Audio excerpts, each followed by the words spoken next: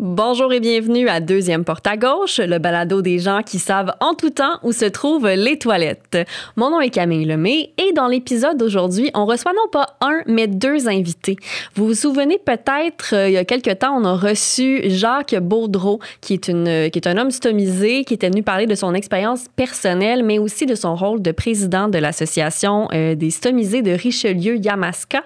Eh bien, Jacques est de retour au balado avec une collègue à lui, en fait, la diététiste nutritionniste Sophie de Grandpré. Sophie qui est là pour nous partager de l'information très pertinente, je crois, sur l'alimentation, la nutrition avec une maladie inflammatoire de l'intestin et surtout avec une stomie. Donc, comment est-ce que on recommence à s'alimenter après une chirurgie comme ça? Comment est-ce qu'on réintroduit les aliments? Est-ce que notre relation avec la nourriture va être différente avant, après? On s'échange des trucs et conseils avec Jacques, on rebondit là-dessus vraiment avec son parcours personnel à lui, son implication avec d'autres personnes stomisées via l'association. C'est honnêtement un épisode qui m'avait été demandé depuis un bon moment. Je suis très contente qu'on ait pu l'enregistrer ensemble aujourd'hui. J'espère que ça va vous aider, vous rassurer, vous fournir des outils. Et si jamais vous avez d'autres questions par rapport à la nutrition, n'hésitez pas à les poser. Je sais que c'est un sujet assez central. J'en dis pas plus. Je vous laisse donc écouter cet épisode. L'épisode d'aujourd'hui est rendu possible, mais aussi commandité par l'Association des stomisés de Richelieu-Yamaska. L'association, c'est quoi? Eh bien, c'est une organisation qui est là pour aider les personnes stomisées. Donc, en étant membre de l'association, vous pouvez avoir accès à plusieurs services et plusieurs conseils. En fait, il y a beaucoup d'informations sur leur site web, mais vous avez aussi, entre autres, des rendez-vous en nutrition. C'est pour ça aujourd'hui qu'on a un duo d'invités sur l'épisode. Si vous voulez en savoir davantage, si vous voulez trouver les pistes d'informations dont je vous parlais, n'hésitez pas à aller consulter leur site web stomisé au pluriel ry.com, donc stomisé ry.com. Bonne écoute!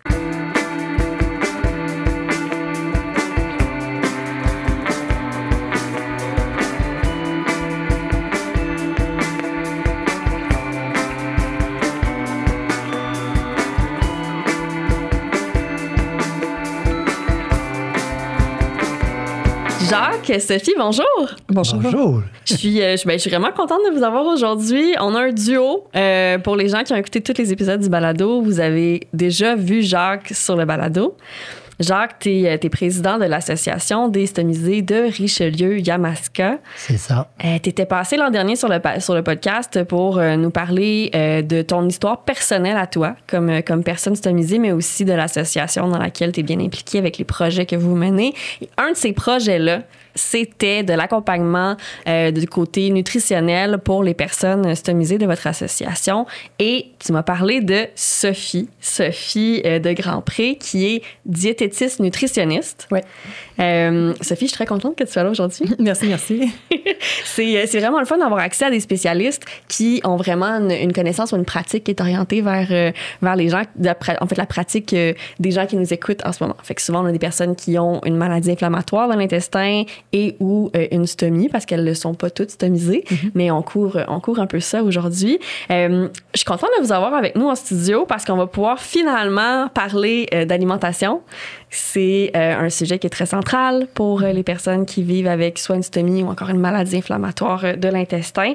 Puis peut-être avant toute chose, là j'ai dit diététiste nutritionniste. Oui. Sophie, tu m'as dit que c'était le bon terme. Oui. Mais peut-être expliquer un peu, parce que des fois on entend diététiste, des fois on entend nutritionniste. Est-ce que les deux mots sont corrects? Est-ce qu'il faut les utiliser ensemble? On pourrait peut-être commencer par défaire ce petit nœud-là. Oui, OK, parfait. Alors, normalement, quand on parle de diététiste, en fait, pour être diététiste, nutritionniste, il faut avoir un bac à l'université. Donc, effectivement, jusqu'à 1998, c'est ça, il y avait le terme diététiste qui était utilisé parce que le bac s'appelait juste en diététique. Mais après coup, ça l'a changé. Il y a eu des manifestations pour qu'on change pour nutritionniste. nutritionniste. On trouvait ça moins péjoratif, effectivement, d'avoir le nom nutritionniste que diététiste, puisqu'on ne donne pas des diètes normalement. C'est ça. OK. Donc, oui, c'est ça. Et finalement, il y avait l'Ordre des diététistes nutritionnistes du Québec a fait des vérifications et tout pour être capable de s'assurer que le terme soit réservé finalement juste uniquement pour les diététistes en même temps. Donc, nutritionniste a été réservé après quelques temps, puis c'est pour ça que maintenant, il y a les deux termes. On peut les utiliser soit séparés, mais nous, on préfère toujours que ce soit nutritionniste celui qui est préféré des autres, là. C'est bon. Ça risque d'être ça que je vais dire. Si jamais je me trompe, on m'excusera. Je trouve ça intéressant comment tu l'expliques parce que j'ai grandi dans les années 90. On parlait toujours de diète. Puis on dirait que souvent, les premiers réflexes qu'on a quand on parle de consulter un nutritionniste, consulter un diététiste, c'est, je veux perdre du poids, mais c'est pas ça. Votre rôle va vraiment... C'est toutes sortes d'accompagnements, mais si je comprends bien, c'est pour aider les gens à bien s'alimenter pour leur répondre à leurs besoins? Oui, puis comme on sait, chacun n'a pas les mêmes besoins, donc effectivement, c'est vraiment plus personnalisé à chacun. Ouais. Puis là, Jacques, tu disais qu'à l'association, donc, vous offrez, je crois, c'est 3 visites à vos membres? Oui, pour toute personne qui est membre, là, que ça coûte 20 $ par année. Et puis, on offre à nos membres 3 rencontres gratuites avec Sophie. Fait que c'est des gens, on veut donner l'habitude aux gens là, de mieux s'alimenter, de prendre conscience de qu'est-ce qu'ils mettent dans leur bouche, là.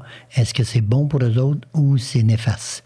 Puis surtout, quand tu es touché par une maladie inflammatoire, c'est doublement plus important. Fait que c'est pour ça on a fait une belle alliance, un beau partenariat avec Sophie. Puis son bureau est pas loin de nous autres non plus.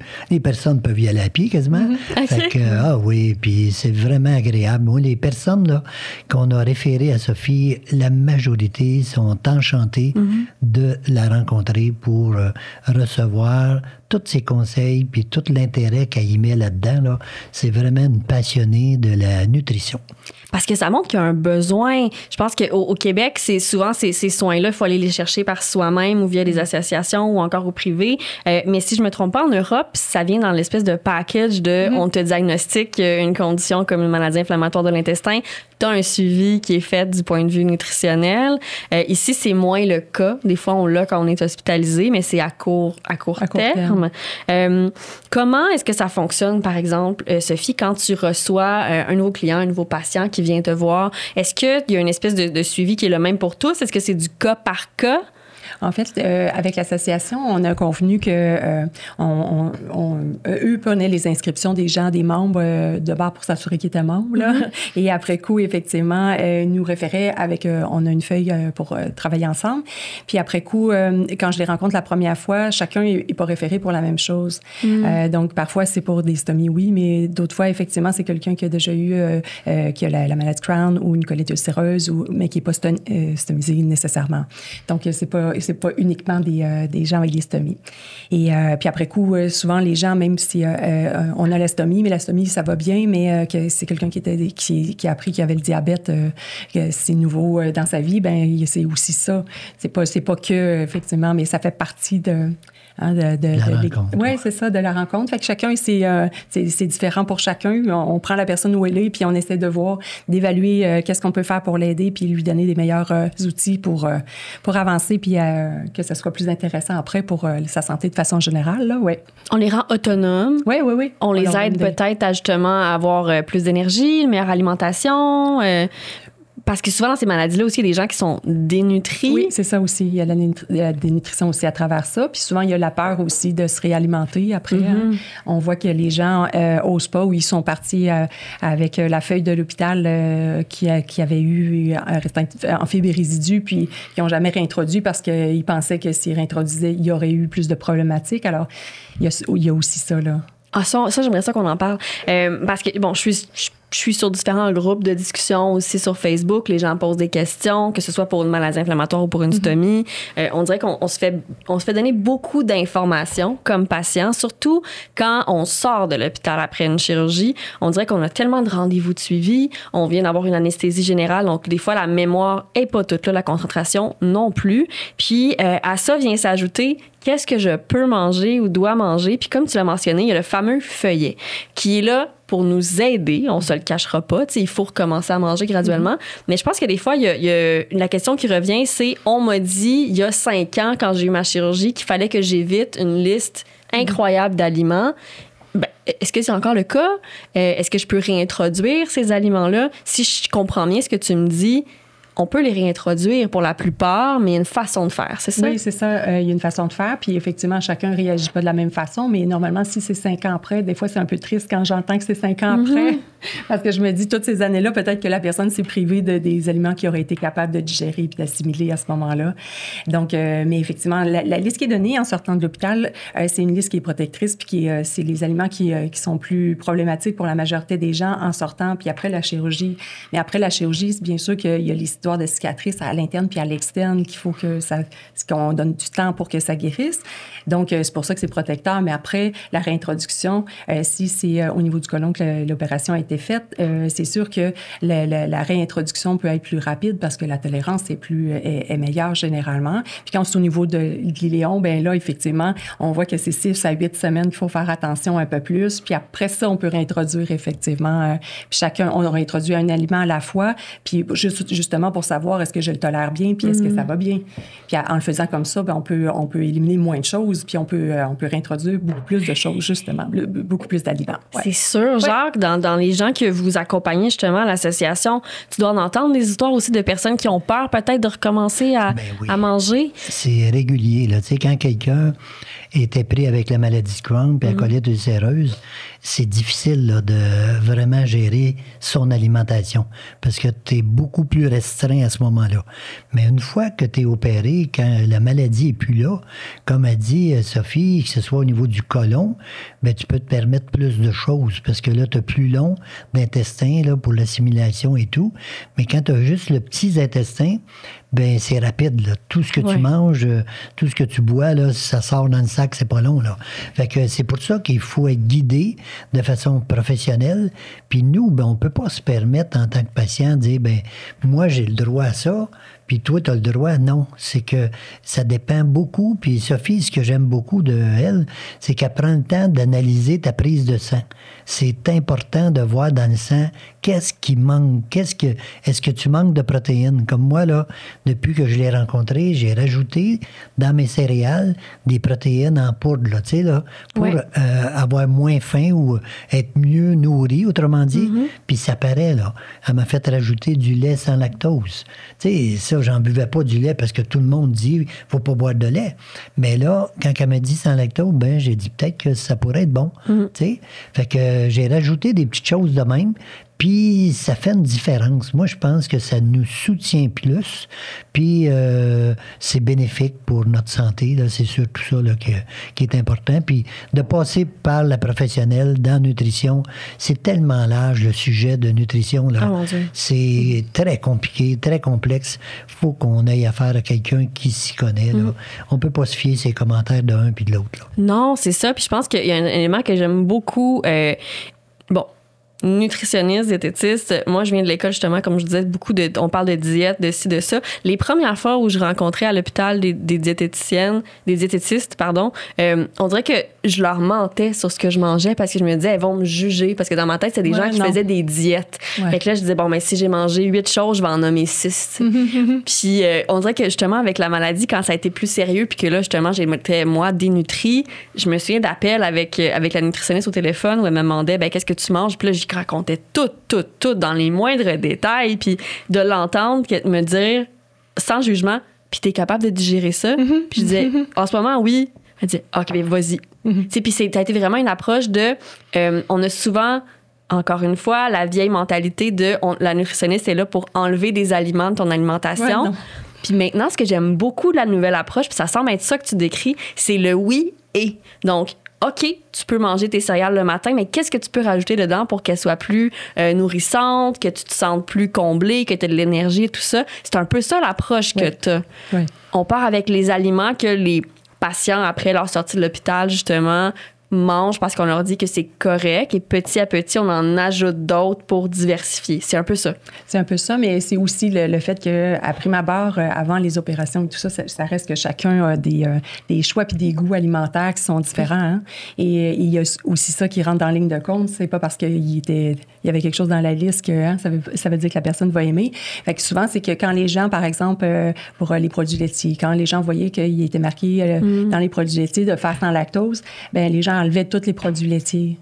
Et là, c'est ça. Puis il y a aussi ce qu'ils entendent sur Internet et tout ça, là. Fait que on n'a pas de parti pris pour un ou pour l'autre, mais ce qu'on sait, c'est qu'il y a quand même des protéines dans les produits laitiers puis qu'on en a besoin. Puis si c'est pas des produits laitiers, ça peut être des produits de soya ou autre chose, mais ça dépend ce que les gens aiment. Puis c'est pour aller chercher le calcium, vitamine D aussi en même temps.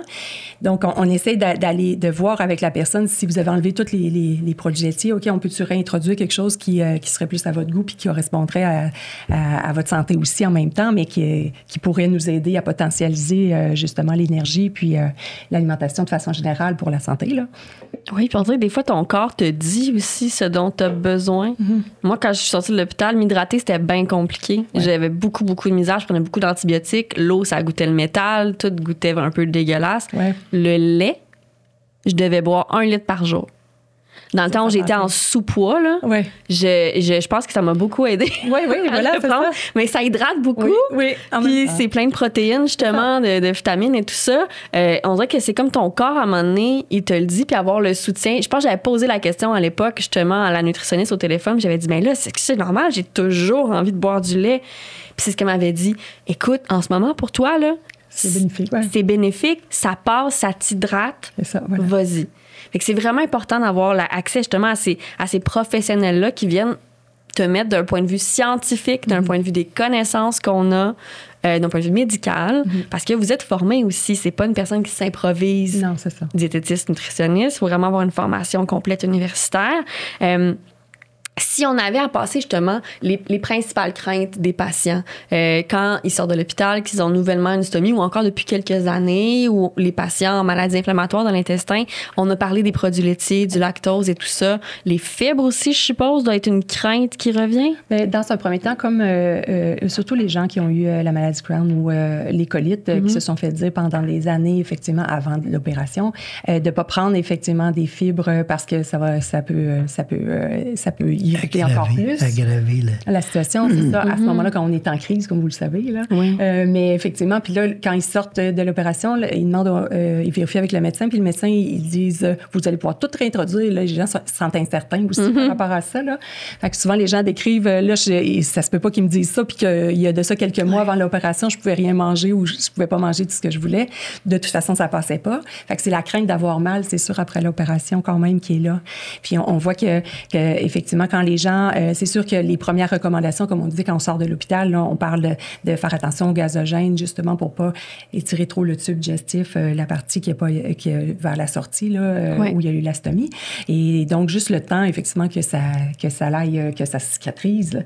Mais ce qu'on sait, c'est que plus tard, les gazogènes, il y en a qui sont capables de tout réintroduire sans problème. Il va falloir que tu expliques c'est quoi gazogène, je pense. Les légumes, oui, c'est ça qui sont gazogènes, effectivement. On parle le chou, le brocoli, le chou-fleur, les choux de Bruxelles, les fèves germées, les oignons aussi rentrent là-dedans. Puis c'est ça, c'est ceux-là qu'on fait un peu plus attention. Il y a aussi les légumineuses qui rentrent dans les gazogènes. Là. Dans les légumineuses, on parle les lentilles, les pois chiches, les fèves au lard, par exemple, le temps de la cabanossie qui s'en vient, ou la soupe aux pois, ça fait partie de ça. C'est plus gazogène, donc ça fait plus de gaz au niveau de l'intestin. Et donc, avec les stomies, on voit effectivement que le sac va gonfler, effectivement, mais quand on vient juste d'avoir l'opération, c'est juste que la cicatrisation, à l'interne, et comme elle n'était pas terminée, puis à l'externe non plus, c'est ça. On fait juste attention un peu, juste pour donner du confort quand même à l'intestin. Puis après coup, quoi d'autre? On dit aux gens, dans les recommandations de base au début, d'éviter de mâcher de la gomme pour éviter de faire de l'aérogastrie. On avale de l'air en mâchant la gomme. Ça peut aussi donner des gaz. Oui, c'est ça. Puis ça gonfle le sac. Sinon, on dit aussi pour les boissons gazeuses. Puis des fois, les gens disent, si je prends de la diète, c'est mieux. C'est parce que c'est juste les bulles. C'est ça qu'on essaie de contrôler. Puis après, il y a les eaux gazeuses aussi. Il y a l'alcool au début, mais de toute façon, quand on sort de la chirurgie, c'est rare que les gens veulent prendre un verre. Hein, oui, on pourra se le dire. Donc, l'alcool fait partie de ça. La bière aussi, à cause des bulles et de l'alcool qui est dedans. Puis après coup, j'essaie de voir, pour vous en nommer quelques-uns en passant, là, mais c'est ça. Ça, c'est la partie plus que par rapport au gaz. Puis après, c'est sûr qu'il y a une question par rapport aux odeurs que les gens ont peur aussi. Il y a cette partie-là, c'est un peu, la liste est aussi similaire avec les gazogènes, là, parce que c'est la production de gaz à ce moment-là. Puis après coup, dans les aliments qui doivent faire attention en sortant de l'hôpital, quoi d'autre? Quand c'est des iléaux, on voit qu'on parle un peu plus des risques d'obstruction ou de blocage. Oui, une iléostomie. Donc, ça, c'est quand tu disais l'iléon, donc la partie plus petite de l'intestin, sort au niveau de la peau. Là. Ce que Jacques et moi, on a. Oui, c'est ça. Puis on a tendance à faire des blocages. Moi, je trouve que j'en ai fait une 40aine de blocages. Là, quand même. Puis tout ce qui était pleu, céleri, là, tout ce qui est difficile à avaler, là, ce qui se défait pas juste des fois en mastiquant, là, j'évite ça. Des pleurs de pommes ou des asperges pas trop bien cuites, des champignons. Oui. La queue de l'asperge, c'est ça, pas la partie tendre. Là. La tête, ça, c'est correct. Oui, la tête, c'est correct. La tête, c'est correct, c'est mou. Mais tout ce qui est difficile, le maïs, le popcorn, tu sais, des affaires qui, même si tu les manges, des fois, ils se défont pas complètement. Puis quand ça arrive à la sortie du petit intestin, puis ça bloque, là, ça va mal. Là, tu commences à avoir mal au cœur, puis tu te diriges tranquillement vers l'hôpital. Parce que s'il n'y a rien qui sort dans le sac, là, tu deviens faible assez rapidement. Oui, c'est ça. Donc, l'alimentation, là, c'est important de se connaître puis de savoir qu'est-ce qu'on peut manger. Parce que quand Sophie elle parlait des oignons tantôt, moi, je suis pas capable de digérer les oignons. Là. Je sais pas pourquoi, là, mais ça passe pas. Tu sais, je me rends quasiment malade si je suis invité en quelque part puis là, on m'oblige à manger des oignons. Et ça passe pas. Fait que j'aime mieux ne pas en manger, puis manger des choses que je suis plus confortable avec, puis j'aurais pas de blocage ou de mauvaises réactions. Non, c'est ça. Puis c'est vraiment du cas par cas parce que tu vois... les oignons, ça vous fait rien? Moi, je mange tout. Non, c'est ça. Tout. Fait que chaque personne, c'est vraiment différent. Puis c'est ça la beauté de la chose, c'est que chacun, il faut faire le travail une fois pour voir effectivement quels aliments sont corrects pour soi-même. Mais il y en a qui font, OK, est-ce que je devrais enlever les oignons? Mais s'il n'y a pas de blocage, il n'y a pas de gazogène et tout ça. Puis en petite quantité. Moi, je suis pas vrai, j'ai dit je mange tout, c'est pas vrai. Le maïs en petite quantité dans un chili, parce que tu vois à quel point je mange tout dans un chili. Ouais, j'aurais jamais dit ça il y a quelques années. Mais en petite quantité, si je les vois, si je peux bien les mastiquer, c'est correct. Mais l'été passé, je me suis essayée avec un épi de maïs. Je me suis dit, là, je vais me gâter. Ça fait 10 ans que j'ai pas mangé ça à peu près. Puis, il était bon. J'ai mangé un demi-épi. Puis, ma chum, chez qui j'étais ce soir-là, le lendemain, elle m'a texté, elle dit, puis, comment ça va? As-tu fait un blocage? Puis, j'ai dit, je le sais pas, mais j'ai eu très mal au ventre. Donc, ça vaut pas. Le stress ne vaut pas le plaisir de mon demi-épi. Fait que, tu sais, c'est le stress puis l'occlusion partielle, je crois, que j'ai fait après ça. Fait que c'est ça, mais en petite quantité. Voilà. Donc, je suis allée le tester. Je pense que c'est un peu ça aussi, c'est de voir Jacques et moi, on a 2 cas différents, on a 2 restrictions différentes aussi, puis ça se peut que la mienne évolue aussi avec le temps. Ça change aussi. Puis dans les premières semaines après les chirurgies, c'est sûr que l'intestin, surtout au niveau de l'iléon, là, c'est sûr que là, on sait que c'est cette partie-là qui réabsorbe un peu plus. Donc, dépendant combien de pieds d'intestin et tout, on sait, vont être enlevés, bien, il va y avoir une réabsorption qui va être partielle. Mais l'intestin, c'est quand même bien fait après un certain temps. Après 6 à 8 semaines, généralement, il est plus habilité à réabsorber un peu plus pour pallier au reste qui est pas là.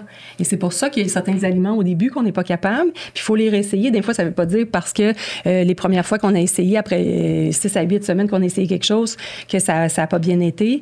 Si on attend un peu plus tard puis on se réessaie, des fois, effectivement, comme vous avez vu, un peu de maïs, c'était correct, mais un épi complet, c'est peut-être là la quantité qui change. Fait qu'on finit par chacun trouve la quantité qu'il est capable de gérer. Puis c'est sûr que les aliments qui sont cuits, très cuits, comme les oignons, par exemple, si on les fait cuire, la majorité des gens vont être capables de les réintroduire en petite quantité. Mais il reste des gens que ça passe pas. Exactement. Voilà. On a chacun nos limitations aussi. Là. Mais ce que je trouve intéressant, justement, c'est que c'est du cas par cas. On commence par les guidelines, les lignes directrices que l'hôpital nous donne quand on sort de l'hôpital. Puis après ça, justement, après les 6-8 semaines, dépendamment du topo, on peut commencer à réintégrer des aliments tranquillement. Puis là, on a mentionné, je pense que je disais... comment les réintégrer, on l'a dit, graduellement, tu l'as dit tantôt, un à un. Oui, généralement, on recommande aux gens d'en intégrer un à la fois, justement, pour voir la quantité puis l'aliment en question. Si on introduit 2-3 aliments à la fois dans la même journée, on finit par pas savoir c'est lequel qui a passé, là. Fait que c'est juste plus simple de le faire un à la fois, là. Mais c'est ça, comme on disait, c'est sûr que ça dépend toujours de la chirurgie. Il y en a qui peuvent réintroduire plus rapidement avec quand l'opération est au niveau du côlon, mais pour les léons... c'est un peu différent. Ça, on y va plus tranquillement. Puis les gens comme ils ont peur d'avoir mal, on dit qu'il faut réintroduire. Oui, c'est déjà, c'est ça. Fait que, mais il faut y aller tranquillement, pas vite, selon sa tolérance. Ouais. Oui, puis moi, je pense que les changements qu'on fait dans l'alimentation, en tout cas, c'est peut-être mon expérience qui fait que je comprends mieux ça, là. C'est des faire peu à peu, pas tout Non, c'est ça. Quand on chambarde tout notre menu, là, on dirait que là on ne sait plus, premièrement, qu'est-ce qui a fait effet ou qu'est-ce qui a nuit. Mais si on y va tranquillement, là, quand on introduit des choses, c'est un peu ça que j'ai fait avec Sophie, là, introduire des petites choses pour commencer. Puis si ça va bien, tu crées une habitude. Il faut quasiment créer une habitude pour mettre quelque chose de nouveau. Puis si ça va bien, on continue. T'as un menu de base. Moi, c'est ça souvent quand... puis là, je parle de avant la stomie, là. J'aime beaucoup cuisiner, j'aime beaucoup manger. Ça fait comme 95% de mon énergie dans la journée est passée à qu'est-ce que je vais manger. Puis quand j'étais très malade, ça devenait un peu déprimant parce que je ne pouvais presque plus rien manger. Puis souvent, quand les gens nous reçoivent ou même à la maison, quand mon chum essaie d'aider en disant je vais faire à souper, je dis non, ça me stresse tellement parce que je fais plus aucune recette comme elle est écrite sur Internet. Fait que tu peux pas la suivre. Et on est arrivé avec l'idée qui était pas bête du tout on a comme une espèce de fichier Excel dans lequel on a les recettes de semaine, de fin de semaine, de ci et ça. Et il y a un onglet bedon friendly, donc ça fera pas mal au bedon de Camille.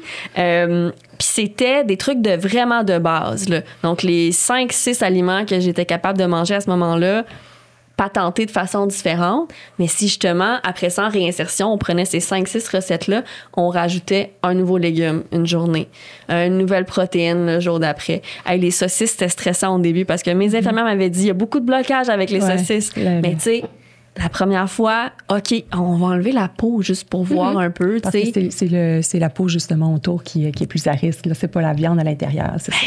C'est ça. Fait que là, on va enlever la peau, voir comment ça se passe. OK. Alors, on la mastique bien comme il faut, puis je me concentre. À ce jour, manger un steak, tu vois, c'est ça.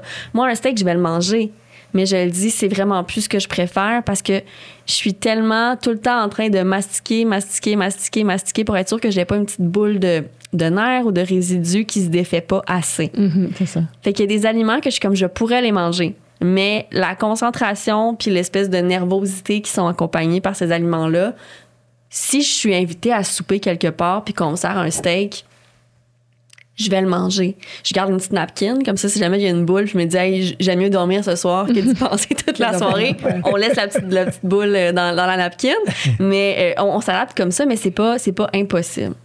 Puis je trouve ça intéressant parce que justement, la question qui revient, il me semble que c'est plus compliqué manger avec une stomie. Je pense que ça dépend un peu de ta situation de base. Voilà. Si on se réveille du jour au lendemain, qu'on a eu une opération d'urgence, par exemple, qu'on se réveille avec une stomie, qu'on avait une alimentation normale avant, c'est sûr que ça peut avoir l'air plus difficile, mais c'est temporaire ou c'est une adaptation, c'est du cas par cas. Mais quand on a une maladie inflammatoire dans l'intestin ou encore une autre maladie, je pense que parfois aussi dans le cas de cancer colorectal, les gens ont beaucoup de constipation, donc vont changer un peu leur alimentation. Ça peut être juste un nouveau départ aussi. Une libération pour certains, oui. C'est comme une libération. Puis c'est pour ça que les gens sont un peu insécures au début, puis ils disent, est-ce que je peux vraiment manger ça de plus? Oui. Puis là, on fait oui, mais là, les gens, c'est ça. En le réintroduisant, ils réalisent effectivement qu'il y a zéro douleur parce que là, l'opération a été faite, puis ça va bien, puis la partie qui était malade a été enlevée. Donc, oui, c'est comme une libération pour certains, pour vrai. Oui. Puis je pense qu'un conseil facile à appliquer aussi pour les gens qui ont peur, peut-être, puis c'est comme le conseil principal. Et en fait, il y en a, je pense, 3 sur les groupes de discussion. Souvent, on dit mastique. Oui, c'est ça. Ça fait toute une différence. Oui. Fais tes pas, parce que marcher, ça aide à digérer. C'est ça et hydrate-toi bien. Voilà. Ça, c'est comme la base. dans toutes les recommandations. Puis souvent, les gens, on sait, tout le monde, quand on a des recommandations à regarder, on regarde puis on lit vite, mais souvent, c'est dans les premières, puis on essaie de le souligner parce que ça fait partie de la base de la mastication, fait partie de la base de la digestion. Donc, si cette partie-là n'est pas faite, c'est là qu'on voit effectivement qu'il y a plus de risques pour un peu plus bas. Mais au début, quand les gens sortent de l'hôpital, ils sont faciles à convaincre parce qu'ils veulent pas avoir mal. Puis après, avec le temps, c'est comme si on oublie, mais on se le rappelle après un certain temps. Oui. C'est ça, hein? Tu sais, quand tu parlais tout à l'heure même de steak, là, oui. Moi, mon médecin à Maisonneuve, il me disait, genre, que coupe les viandes rouges, c'est très acide. Puis je faisais des pierres aux reins quand il m'a dit ça. Coupe la liqueur foncée puis le café. Fait que ça, c'est les 3 ingrédients qu'il m'a dit. Mais là, j'ai pas eu le temps de le vérifier avec la nutritionniste si c'est vrai. Mais on entend des commentaires comme ça. Mais j'aimerais ça que Sophie elle me réponde là, devant la caméra pour voir si je devrais corriger ça ou couper ça. Mais pour la viande rouge, effectivement, comme vous avez vu peut-être dans les études, là, ça démontre effectivement que ça favorise la prolifération, la possibilité d'avoir des cancers du côlon. C'est pour ça qu'on essaye de voir les autres options qu'on a pour les protéines à travers ça. Fait que ça, c'est en partie vrai pour cette partie-là, mais c'est pas juste pour... c'est pas nécessairement par rapport au côté acide, là, c'est plus pour l'autre côté. Puis après coup, pour la liqueur, on dit toujours effectivement que la liqueur, bien sûr que ça ne pousse pas dans les arbres, que ce soit de la régulière ou de la diète, ça ne pousse pas dans les arbres non plus, mais c'est les bulles en fait, puis le fait qu'il y ait la caféine dedans. Okay. Donc la caféine, c'est un irritant pour le tube digestif au même titre que l'alcool. Okay. Et donc on voit effectivement qu'il y a certaines personnes qui vont réagir plus. Donc en sortant d'une opération, c'est sûr qu'on souhaite que les gens tassent ça un peu temporairement. Puis après coup, il y en a qui sont capables de les remettre, effectivement. Mais ils voient si c'est trop gazogène ou s'ils en prennent plus, ils voient la différence aussi. Fait que, mais c'est ça. Puis là, votre troisième, c'était quoi? Café. Le café, oui, c'est ça, c'est à cause de la caféine. Ça déshydrate, hein, ça, je pense. Ça l'hydrate pas. Puis avec les opérations au niveau de l'iléon, on sait que la réabsorption de l'eau se fait en partie, la majorité là. Donc, on sait qu'il faut bien s'hydrater. Vous avez eu les mêmes conseils, les deux, c'est sûr, à l'hôpital. C'est vrai pour tout le monde, mais on sait que c'est encore plus vrai dans ces cas-là. Puis on sait que si on prend le café, par exemple, pour essayer de s'hydrater, oui, c'est du liquide, mais comme c'est lié avec la caféine, malheureusement, c'est ça, c'est plus diurétique. Un peu comme l'alcool. Un peu comme l'alcool, oui. En plus, c'est un irritant aussi, là, comme on disait, l'alcool, mais on voit que ça l'hydrate pas de la même façon. Donc, quand on prend le café, on est supposé prendre aussi un verre d'eau pour remplacer. Hein? Mais c'est pas ça que les gens font. Généralement, ils étirent leur café toute l'avant-midi. Puis, est-ce qu'un café décaféiné va avoir le même problème ou est-ce que c'est... C'est quand même mieux, mais il reste que dans le café décaféiné, il y a 10 % de caféine quand même. Okay. Donc, c'est sûr que on souhaite pas que les gens s'hydratent qu'avec du café décaféiné. Non, c'est ça. C'est pour ça que vous avez vu les conseils de mastiquer dans un premier temps, puis après ça, effectivement, de faire des pas pour faire bouger le tube digestif, on sait. Puis après ça renforce aussi au niveau de la stomie, juste autour pour les muscles et tout ça. Là. Ouais. Puis on sait qu'après ça, pour la partie d'hydratation, de part et d'autre, comme vous avez vu, c'est très important. Comment est-ce qu'on s'hydrate? Parce que là, on dit boire de l'eau. Est-ce que boire de l'eau, c'est suffisant? Est-ce qu'on devrait prendre des électrolytes? Parce qu'on m'a dit, moi, 2 litres d'eau par jour, minimum. Oui. Mais à part ça, justement, il y a plusieurs théories sur le web sur qu'est-ce qu'on devrait boire pour s'hydrater. Parce que de base, effectivement, l'eau, oui, ça l'hydrate, mais effectivement, on sait qu'avec l'iléostomie, comme on disait tout à l'heure, que c'est cette partie-là qui réabsorbe plus l'eau, puis certains électrolytes aussi. Donc, on sait que quand on a eu ces opérations-là, oui, des fois, on a besoin d'ajouter des électrolytes. Puis, c'est pas nécessairement... D'habitude, on s'en sert pour les sportifs et tout ça aussi. Là, il y a d'autres contextes. Mais là, on sait que le corps, comme il ne réabsorbe pas à 100%, c'est important quand même. Sinon, parfois, il y en a qui ont des variations de pression. Puis si on a des selles plus liquides aussi, hein, vous avez vécu ça à différents épisodes de vie, mais quand on a l'astomie, puis on a des selles plus liquides, c'est sûr qu'il y a plus d'eau qui est sortie aussi. Fait qu'on est supposé augmenter en plus du 2 litres, d'en prendre encore plus, mais là, des fois, c'est difficile de le garder aussi. Donc, on favorise l'ajout des électrolytes, là, en partie, pas tout changer le 2 litres d'eau en électrolyte, mais une partie là, pour justement réhydrater. C'est pour ça aussi qu'il y a certaines personnes qui ont eu le conseil d'ajouter du sodium ou du sel dans leur aliment. Puis là, les gens disent, ben voyons que tout le monde, le reste de la population, ils devraient l'enlever, puis nous, il faudrait l'en mettre. Effectivement, c'est à cause que la réabsorption est importante. Donc oui, parfois, ça prend ça. Fait que ça nous rappelle, c'est ça. Chacun n'a pas les mêmes... puis dépendant de la stomie, elle était à quel niveau de l'intestin, là. Ouais, parce que tu en as un point très intéressant. Quand on parle de... Peut-être revenir, là, quand on parle du fait que les personnes qui ont une stomie doivent davantage, encore plus avec une iléostomie, doivent plus s'hydrater, c'est parce qu'on a enlevé le gros intestin, ou au moins une grosse partie du gros intestin.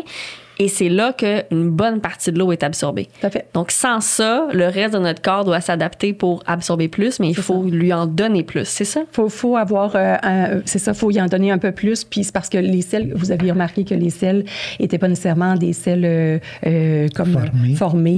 C'est ça. Fait que la texture, souvent, on fait la comparaison avec les sels stomisés. Ben, on disait comme la pâte de pâte à dents ou de la compote de pommes, comme on avait dit.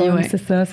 Fait que on le sait que c'est pas formé comme c'était avant. Donc, effectivement, il y a beaucoup d'eau qui passe aussi à travers. Fait que c'est pour ça les besoins sont plus grands à cause de ça. Donc, de l'eau, des boissons d'électrolytes aux besoins. On peut même mélanger les deux ensemble. Tu sais, si on dit que l'eau goûte pas bon, il y avait une jeune fille ici qui était venue stomiser, parler de son expérience, le Mélodie, puis elle me disait qu'elle, c'était des petites gouttes, mais tu sais, t'es pas obligé d'en mettre 6. Si sur le paquet, ça dit 6, t'en mets 1 ou 2, puis ça, tu peux boire ton 2 litres comme ça dans la journée. Ouais, voilà. Comme ça goûte ça. Parfois, il y en a, tu sais, pour... qui vont faire des solutions comme d'électrolytes maison, là, avec une partie de jus, une partie d'eau, puis un peu de sodium, là, à travers ça. Mais tu sais, ça goûte autrement aussi. Mais ça peut être... Ou des bouillons. Tu sais, on pense les bouillons d'os ou les bouillons de poulet ou de légumes, tout ça, il y a souvent du sel. Bon. Oui. Okay. Ça aussi, ça réhydrate un peu plus. Ouais. Puis c'est moins sucré. Tu sais, des fois, si on se tente de boire justement un truc sucré, là, c'est des trucs de préparation de coloscopie aussi. Souvent, on dit, boire un petit bouillon de poulet, ça va changer du jello. Puis, il y en a qui ont été terrorisés quand même pour les expériences qu'ils ont eues avant. Fait qu'il y en a qui sont pas capables, mais effectivement, il y a ça. Sinon, il y a les tisanes aussi, chaudes ou froides, là, mais il y a les tisanes froides aussi qui peuvent être intéressantes, qu'il n'y a pas de caféine dedans. Là. C'est ça, parce que le thé aussi doit déshydrater, si je ne me trompe pas. C'est ça. Mais la tisane, on est correct. Oui. OK. Mais c'est pas contre-indiqué de prendre du café ou du thé. C'est juste qu'il faut s'assurer de boire le reste de l'eau aussi. Parce que des fois, là, je voudrais pas que les gens pensent qu'il faut plus boire de café, de thé, puis c'est pas ça, là, mais ça fait partie de nos vies. Mais si ça l'empêche de prendre le reste, le bon volume d'eau à côté, c'est ça qui est un peu à vérifier. On est dans la mentalité du oui et. Oui, c'est ça. Mais moi, je constatais pareil que quand je prenais un bon café au Tim Hortons, dans le temps, je travaillais là, sur la livraison, là, on était tendance à arrêter au Tim Hortons puis se prendre un café, mais je voyais la déshydratation là, plus rapide, là, tu sais. Fait que c'est là que j'ai coupé ça, là, tu sais. En plus de ce que le médecin m'avait dit, là.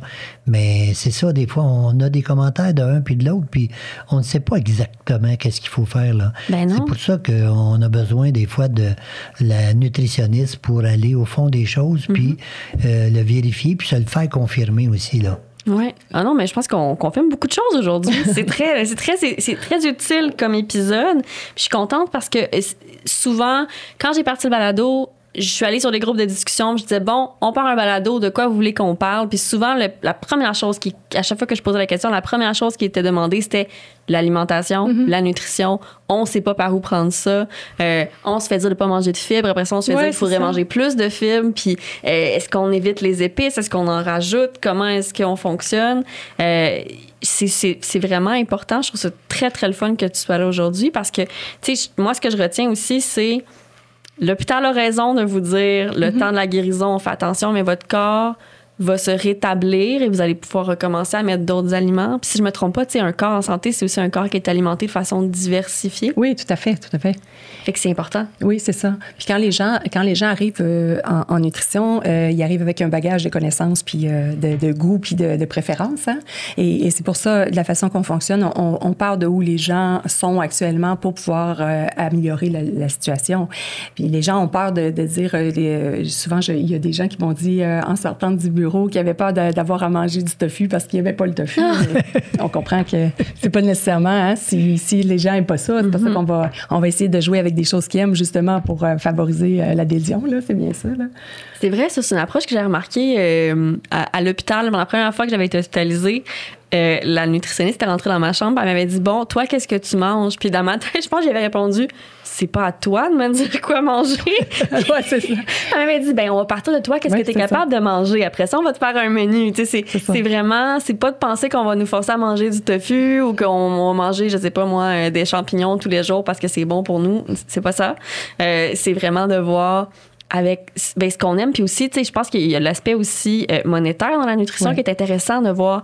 C'est pas parce que je te recommande de manger tout ça que tu es capable d'avoir accès à tous ces aliments-là. Fait qu'on y va selon ta réalité. C'est ça aussi, c'est ça. C'est vraiment j'adore surtout ça. en ce moment, là. Oui. Ben oui, puis c'est un choc pour votre profession aussi parce que on veut recommander aux gens ce qu'il y a de mieux. Mm-hmm.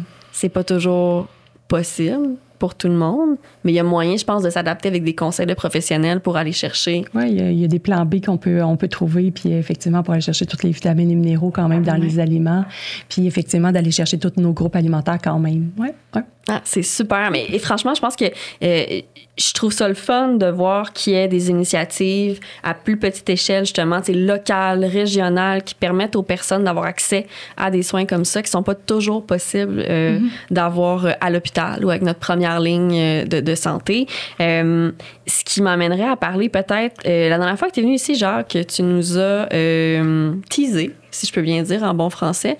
Tu nous as tendu une petite miette d'informations en parlant d'un projet vraiment chouette qui vient rejoindre justement l'absorption, la nutrition, l'alimentation, la digestion des aliments. J'aimerais ça peut-être que tu nous en parles parce que ça s'est concrétisé depuis. Oui, là, depuis le 6 septembre, on a signé l'entente avec le CRDA, c'est le Centre de recherche agroalimentaire à Saint-Hyacinthe, là, et c'est des chercheurs qui ont inventé un laboratoire. C'est tout l'intestin complet. Et puis, ils peuvent tester des aliments là-dedans. Là, on est en train on est 2 personnes, 2 stomisés, qui va porter un échantillon des selles dans leur système pour analyser qu'est-ce que le microbiote, comment le microbiote se comporte, les bactéries, les enzymes et tout. Ils font des analyses là-dessus. Pour l'intention qu'on a avec eux autres, c'était de voir est-ce que on prend des aliments qui peuvent facilement favoriser un blocage d'intestin ou une déshydratation. On vient d'en parler un peu, là, mais l'objectif du projet, c'est ça. Et on a tenu à mettre en contact Sophie avec les chercheurs du centre de recherche pour que Sophie soit au courant aussi, là, que ça puisse fonctionner même avec la nutritionniste puis les chercheurs. Puis on a même un professeur de l'Université de Sherbrooke qui s'en mêle parce qu'il y a des compétences aussi qu'il peut rajouter à tout ce projet-là. Mais ça va être extraordinaire d'ici 2 ans de voir, là, qu'est-ce qui va sortir au bout de ça, là. On veut pas faire des fausses promesses, mais ça serait le fun qu'on trouve de quoi, là, des petits indices là, qui pourraient nous aider à nous, les stomisés, là, pour améliorer encore une fois notre alimentation. Donc, aller chercher des lignes directrices un peu, des connaissances qui pourraient être généralisées, semi-généralisées aux gens en leur disant tel aliment pourrait vous déshydrater ou encore causer des blocages. C'est ça. OK. Je pense qu'il parlait aussi peut-être de trouver justement quand il y a des blocages, y a-t-il des enzymes spécifiques qu'on pourrait ajouter ou quelque chose de encore plus. Pas trouver des solutions. Donc peut-être pas un additif, mais un espèce de supplément qu'on pourrait prendre. Par exemple, si je mange une pomme de terre avec la pleure, je peux prendre un petit supplément alimentaire pour m'aider à mieux le digérer, c'est ça? Je ne sais pas si c'était comme en prévention qui parlait parce que c'était général quand ils nous ont donné les informations quand on était allés. Mais c'est ça ce qu'il disait que c'est quand il y a des blocages parce qu'il y a des enzymes digestives qui existent qu'on peut donner déjà, mais généralement, c'est des gens qui sont hospitalisés puis mais à l'extérieur, généralement, il n'y a pas ça. Fait que là, je sais pas, il parlait de peut-être essayer de trouver, effectivement, y a-t-il quelque chose qu'on peut ajouter, justement, quand il y a un blocage pour que ça se défasse. Puis qu'on puisse régler ça à la maison, sans avoir le stress hospitalier.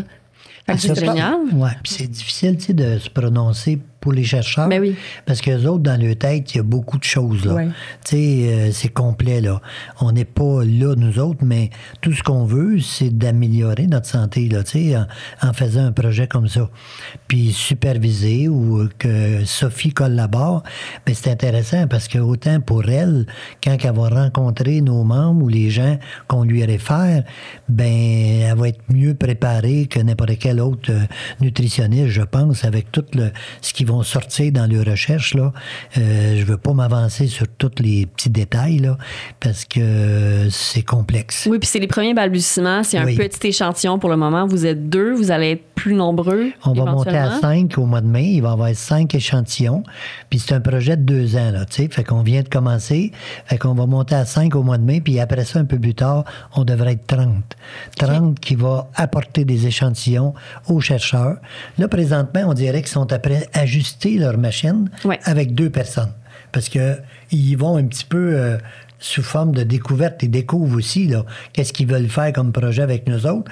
Puis tranquillement, avec 5, ça va augmenter.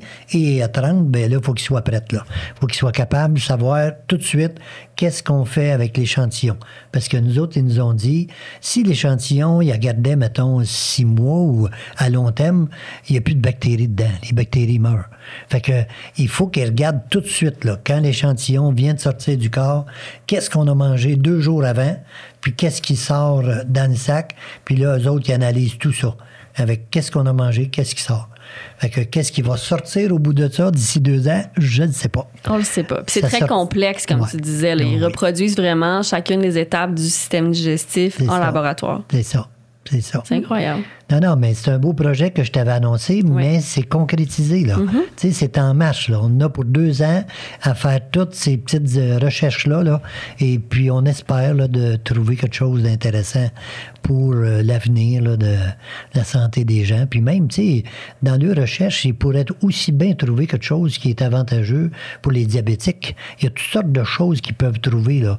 Ils font l'étude pour les stomiser, mais tout en analysant les aliments qu'on mange, puis qu'est-ce qui sort au bout, je ne sais pas, qu'est-ce qu'ils vont trouver. Fait qu'on se fie, on espère qu'il va y avoir des belles réponses au bout de ça, là. Ben j'ai hâte à la prochaine discussion qu'on va avoir. Oui. Tu vas pouvoir nous donner... Il va-tu avoir un tome 3? Oui, c'est ça. Écoute, on ne sait jamais. Une mise à jour de ce projet-là. De toute façon, le microbiote, c'est vraiment sur toutes les lèvres. Là. Oui. C'est le sujet de l'heure. J'ai l'impression en santé digestive.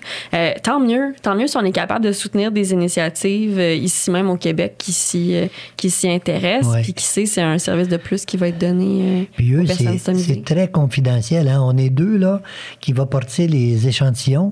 Puis là, ils nous ont dit que le microbiote d'un puis de l'autre n'est pas pareil. Ben non, c'est comme une signature à chacun. Oui, puis c'est impressionnant. Est-ce qu'ils vont trouver que si, mettons, le microbiote d'un est meilleur, à cause de quoi? Tu sais, qu'est-ce qu'il a mangé pour donner ce microbiote-là? Fait que il y a plein de possibilités, là. Je ne sais pas où ça va nous amener. Mais le projet est en marche, puis je garde un grand espoir de faire en sorte qu'on puisse aider la science à avancer, là. Oui. C'est un peu l'article qu'ils ont sorti dans notre journal, là, que les stomisés étaient au service de la science. Oui. C'est vraiment ça, notre projet, là. Fait que, puis en même temps, on est content que Sophie elle s'intéresse à ça aussi parce que on souhaite qu'elle devienne la grande spécialiste des stomisés ou des maladies inflammatoires. Là. Tu sais, on veut ça quand on cherche des solutions. Là, si autant elle, avec son expérience, de rencontrer plusieurs personnes qui ont des problématiques semblables, ben si elle détecte de quoi, là, à force d'essayer aussi, faire expérimenter une alimentation avec un, avec l'autre, puis s'il sort des résultats de ça, ben tant mieux. On manque des grandes tendances, par exemple. Oui. Ça peut aider après ça à guider. Oui, puis c'était une partie de ton rêve que d'avoir un nutritionniste en entrevue. J'ai entendu ton rêve. Absolument. Fait que là, on le réalise aujourd'hui, Camille. Ben oui, c'est ça. Ah non, mais je suis... Puis justement, tu sais, c'était mon rêve d'avoir une nutritionniste sur le balado parce que... je me souviens de m'être déjà fait dire par une copine qui étudie en nutrition, « Hey, nous, au bac, on nous fait dire que vous allez être les patients les plus difficiles parce que justement, il n'y a pas une seule recette qui fonctionne pour tout le monde. Puis je pense que c'était souvent la crainte des personnes que j'ai invitées à venir sur le balado. Et j'en connais pas assez de patients ou j'ai pas assez suivi de gens pour pouvoir vraiment me prononcer puis aider. Là, c'est très cool qu'on ait pu t'avoir aujourd'hui. Puis justement, c'est via ton partenariat aussi avec l'association qui fait que tu as pu aller chercher justement cette connaissance-là de la clientèle puis la situation et tout. Les gens qui chercheraient à aller chercher un soutien, justement, qui seraient pas membres de l'association des stomisés de Richelieu-Yamaska parce qu'ils sont pas dans la région, parce qu'ils... Autre raison, est-ce qu'il y a un site d'un ordre où on peut aller chercher les coordonnées peut-être d'une nutritionniste locale si on est situé ailleurs? Il y a toujours le site de l'ordre, puis en vérifiant, quand les gens regardent pour chaque spécialité, effectivement, ils vont voir ceux qui font des maladies inflammatoires de l'intestin et tout ça. Parfait. Fait que, il y a ça. Mais comme avec depuis le COVID, effectivement, on fait des entrevues quand même à distance. Fait qu'il y a des gens de partout à travers le Québec qu'on peut traiter, effectivement. Puis effectivement, on en a déjà dans des membres qu'on a qui sont pas nécessairement de Saint-Hyacinthe. Là. OK. Voilà. Ah, mais c'est bon à savoir. Puis Oui, Sophie, en virtuel. Elle ne dit pas, là, elle se vante pas, mais elle a 2 bureaux. Là. Fait qu'elle en a un dans le coin de... À Terrebonne, Terrebonne. OK. Puis elle travaille à Saint-Hyacinthe, puis elle peut faire des Zooms à distance. Fait que je pense, n'hésitez pas. Là. Ben non. Vous pouvez la solliciter, Sophie de Grandpré, qui est associée à notre association. On est fiers de ça. Là. Merveilleux. Ben écoutez, je pense qu'on a répondu à beaucoup de questions aujourd'hui. Merci beaucoup à vous deux d'avoir été là, Sophie et Jacques. Je suis très contente qu'on ait finalement pu s'asseoir pour avoir cette belle discussion. Puis peut-être un épisode 3 éventuel. Peut-être. Merci. Merci.